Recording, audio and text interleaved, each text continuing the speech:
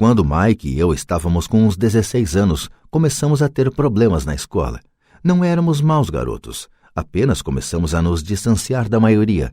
Trabalhávamos para o pai do Mike depois das aulas e nos fins de semana. Muitas vezes Mike e eu passávamos horas depois do trabalho sentados junto do seu pai enquanto este se reunia com diretores de banco, advogados, contadores, corretores, investidores, gerentes e empregados. Ele era um homem que deixara a escola aos 13 anos e agora dirigia e instruía, comandava e questionava pessoas com alto nível de escolaridade. Elas acorriam a seu chamado e se preocupavam quando ele não as aprovava. Esse era um homem que não tinha acompanhado a multidão, um homem que pensava por si próprio e detestava as palavras "temos que fazer assim, porque todos fazem assim". Ele também odiava ouvir "não é possível". Se você quisesse levá-lo a fazer alguma coisa, bastava dizer "acho que o senhor não consegue isso". Mike e eu aprendemos mais assistindo a essas reuniões do que em anos de escola, incluindo a faculdade. O pai de Mike não tinha uma instrução formal, mas tinha conhecimentos financeiros e, em consequência, era bem-sucedido. Ele costumava repetir para nós: uma pessoa inteligente contrata pessoas mais inteligentes do que ela mesma. Portanto, Mike e eu tínhamos o privilégio de passar horas ouvindo e, no processo, aprendendo com pessoas inteligentes. Mas, por causa disso, Mike e eu não podíamos acomodar-nos ao dogma padrão que nossos professores pregavam. E isso criava problemas. Sempre que um professor falava: se vocês não tirarem boas notas, vocês não se sairão bem no mundo real, Mike e eu franzíamos as sobrancelhas. Quando nos diziam para seguir as normas e não nos desviarmos das regras, víamos por que esse processo de ensino desestimulava de fato a criatividade. Começamos a entender por que Pai Rico nos dizia que as escolas se destinavam a formar bons empregados em lugar de bons empregadores. De vez em quando, Mike e eu perguntávamos a nossos professores como se aplicava na prática o que estávamos estudando, ou por que não estudávamos o dinheiro e como ele funcionava. Esta última pergunta era muitas vezes respondida com a afirmação de que o dinheiro não era importante, que se nós tivéssemos uma educação excelente, o dinheiro viria atrás.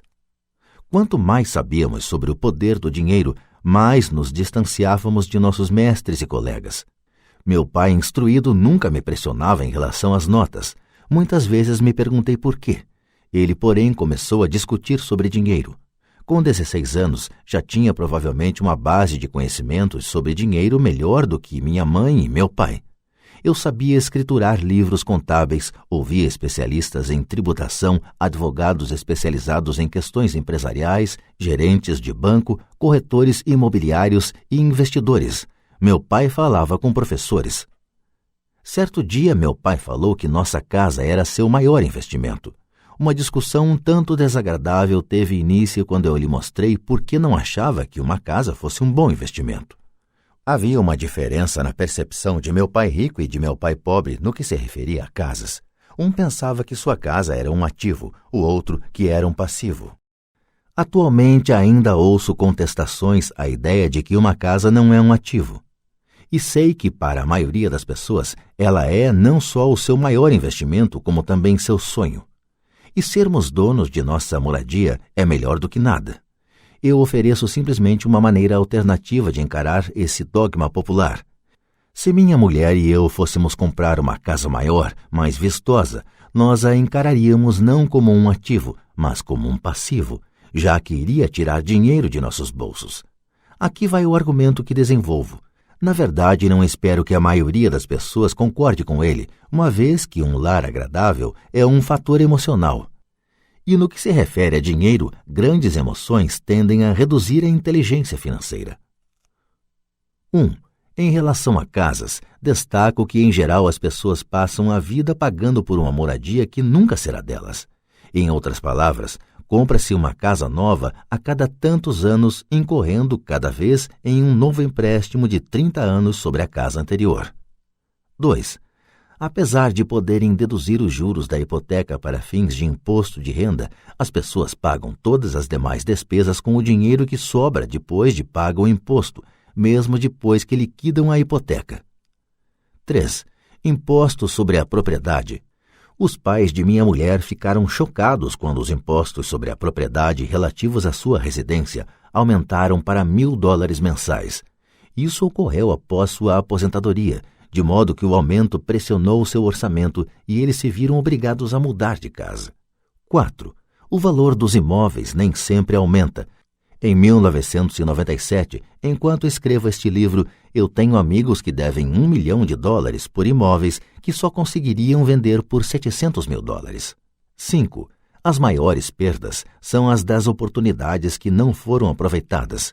Se todo o seu dinheiro está comprometido com o imóvel onde mora, você pode ser obrigado a trabalhar mais porque todo o seu dinheiro continua saindo na coluna das despesas, o padrão clássico do fluxo de caixa da classe média, em lugar de aumentar a coluna dos ativos. Se um jovem casal destinasse uma soma maior à aquisição de ativos, mais tarde teria maiores facilidades, especialmente estaria preparado para pagar os estudos superiores de seus filhos.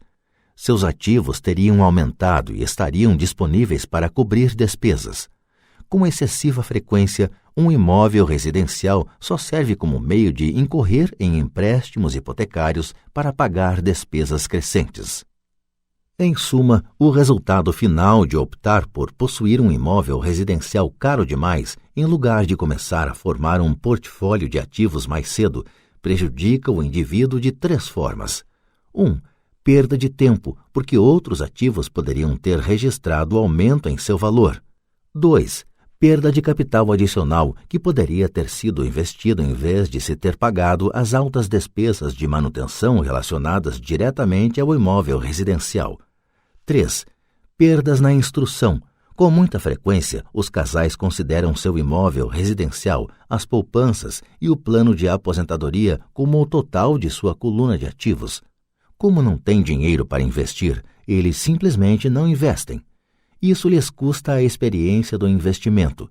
Quase nunca conseguem tornar-se o que o mundo dos investimentos denomina um investidor sofisticado, e os melhores investimentos são em geral oferecidos aos investidores sofisticados, que por sua vez vendem-nos às pessoas que buscam a segurança. A demonstração financeira de meu pai instruído é a melhor demonstração da vida de alguém que está na corrida dos ratos. Suas despesas sempre acompanharam sua renda, de modo que nunca investiu em ativos. Em consequência, seus passivos, como a hipoteca imobiliária e as dívidas do cartão de crédito, eram maiores que seus ativos. A demonstração financeira pessoal de pai rico, por outro lado, reflete os resultados de uma vida dedicada ao investimento e à minimização do passivo. Uma revisão da demonstração financeira de meu pai rico mostra por que os ricos ficam mais ricos. A coluna dos ativos gera renda mais do que suficiente para cobrir as despesas, com o saldo reinvestido na coluna dos ativos. A coluna dos ativos continua crescendo e, portanto, a renda gerada continua crescendo com eles. O resultado é, os ricos ficam mais ricos. A classe média se encontra em um estado de constantes dificuldades financeiras. Sua renda principal é gerada por salários, e quando seus salários aumentam, os impostos também aumentam. Suas despesas tendem a crescer no mesmo montante de seus salários, daí a expressão corrida dos ratos. Eles consideram seu imóvel residencial como seu principal ativo, em lugar de investir em ativos geradores de renda.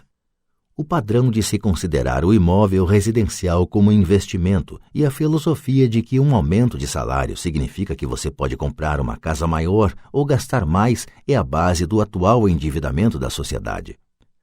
Este processo de despesa crescente faz com que as famílias se endividem mais e tenham mais incerteza financeira, mesmo quando progridem no emprego e recebem aumentos salariais regulares. Esta é uma vida muito arriscada decorrente da precária instrução financeira. A maciça perda de empregos da década de 1990, o downsizing das empresas, trouxe à luz a instabilidade financeira da classe média. De repente, os planos de pensão das empresas estavam sendo substituídos por planos 401k, planos de contribuição definida em que a aposentadoria resulta do montante acumulado ao longo dos anos e que são o oposto dos antigos planos de aposentadoria em que o benefício era definido. A Seguridade Social está obviamente com problemas e não pode ser considerada uma alternativa de aposentadoria. O pânico se instalou na classe média. O bom nestes dias é que muitas dessas pessoas reconheceram esses problemas e começaram a aplicar em fundos mútuos. Este aumento nos investimentos é responsável em boa medida pela acentuada alta do mercado de ações. Hoje, mais e mais fundos mútuos estão sendo criados em resposta à demanda da classe média.